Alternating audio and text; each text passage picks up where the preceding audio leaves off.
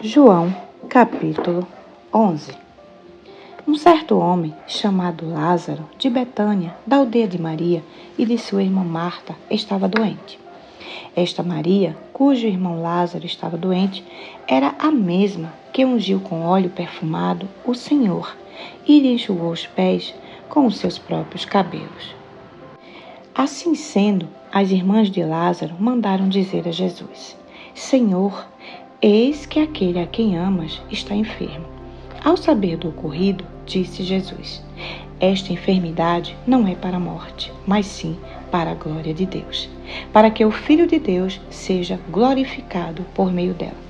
E Jesus amava Marta, a irmã dela, e a Lázaro. Contudo, quando soube que Lázaro estava doente, ficou mais 2 dias no lugar onde estava.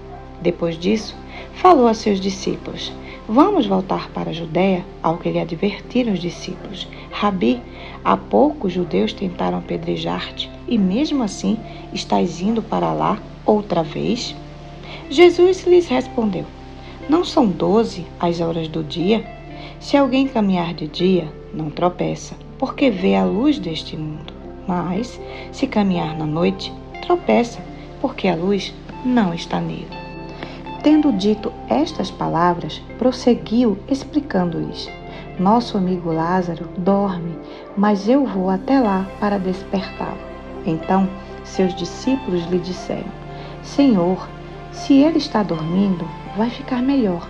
Entretanto, Jesus lhes havia falado da morte de Lázaro, mas os discípulos pensaram que Jesus estivesse se referindo ao repouso do sono. Ao que Jesus lhes disse claramente: Lázaro morreu. E para o vosso bem estou alegre por não ter estado lá, para que agora possais crer. Sendo assim, vamos ter com ele. Então Tomé, chamado Dídimo, disse aos seus companheiros discípulos: Vamos também nós para morrermos com ele. Ao chegar, encontrou Lázaro já sepultado havia 4 dias. Ora, Betânia ficava próxima de Jerusalém, cerca de 15 estádios, e muitos dentre os judeus tinham vindo juntar-se ao grupo de mulheres que procuravam confortar Marta e Maria pela morte do irmão. Assim que Marta ouviu que Jesus estava a caminho, saiu ao seu encontro. Maria, no entanto, ficou sentada em casa. Disse Marta a Jesus: Senhor, se estivesses aqui, meu irmão não teria morrido. Mas sei que mesmo agora, seja o que for que pedires a Deus, Ele te dará. Jesus então assegurou-lhe: O teu irmão ressuscitará. E Marta lhe disse: Eu sei que ele vai ressuscitar na ressurreição, no último dia. Esclareceu-lhe Jesus: Eu sou a ressurreição e a vida. Aquele que crê em mim, mesmo que morra, viverá. E todo que vive e crê em mim, mesmo que morra, viverá. E todo que vive e crê em mim, não morrerá eternamente. Tu crês nisso? Ela lhe afirmou: Sim, Senhor. Eu creio que tu és o Cristo, o Filho de Deus, que devia vir ao mundo. Depois de dizer essas palavras, Marta seguiu seu caminho e chamou Maria, sua irmã, e lhe disse em particular: O Mestre chegou e chama por ti. Assim que Maria ouviu isso, levantou-se apressadamente e foi ao encontro dele.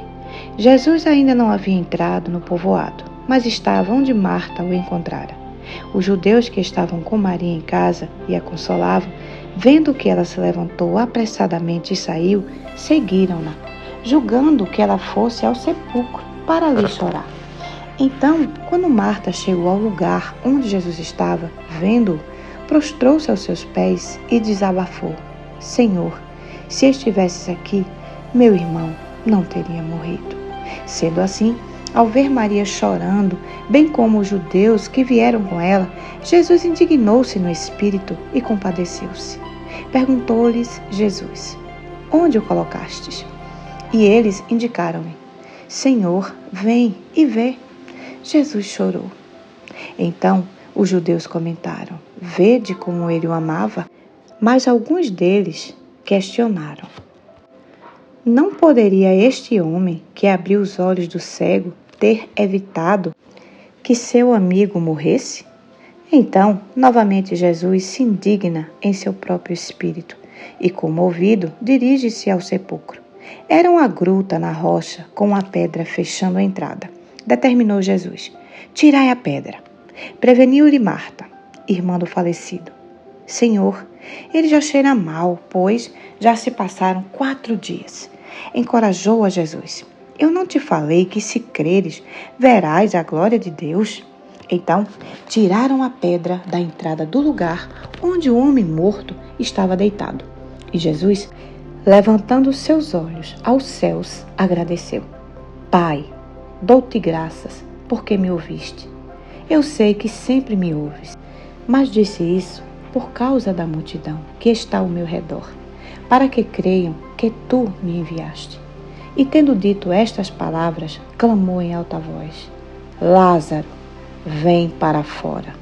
Então, o homem que havia morrido saiu da gruta, tendo os seus pés e as mãos atados com faixas de linho e o rosto envolto com um pano. E Jesus orientou-os: retirai as faixas dele e deixai-o seguir. Assim, muitos dentre os judeus que tinham vindo consolar Marta, vendo o que Jesus fizeram, creram nele. Mas alguns deles foram até os fariseus e os informaram de tudo quanto Jesus havia feito. Então, os chefes dos sacerdotes e os fariseus convocaram uma reunião do sinédrio e disseram: o que poderemos fazer? Pois esse homem realiza muitos sinais. Se o deixarmos seguir livre, todos acreditarão nele. E então virão os romanos e tomarão tanto o nosso lugar como a nossa nação.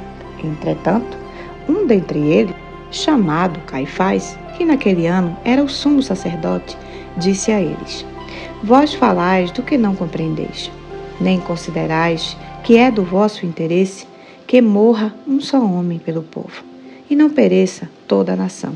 Por outro lado, ele não revelou isso de si mesmo, mas, sendo sumo sacerdote naquele ano, profetizou que Jesus morreria pela nação judaica. E não somente por aquela nação, mas também para congregar em um só povo os filhos de Deus, que andam espalhados pelo mundo.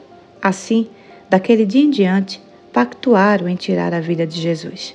Por isso, ele já não andava livremente entre os judeus. Em vez disso, retirou-se para o interior, próximo ao deserto, chegando a uma cidade chamada Efraim. E ali permaneceu com os seus discípulos. A Páscoa dos judeus estava próxima e muitos daquela região do interior subiram para Jerusalém, a fim de participarem das cerimônias de purificação antes da Páscoa. Então, procuravam Jesus e comentavam uns com os outros dentro do templo: que pensais? Virá ele a festa? Por outro lado, os chefes dos sacerdotes e os fariseus haviam dado ordem para que, se alguém soubesse onde ele estava, o denunciasse, a fim de poderem prendê-lo.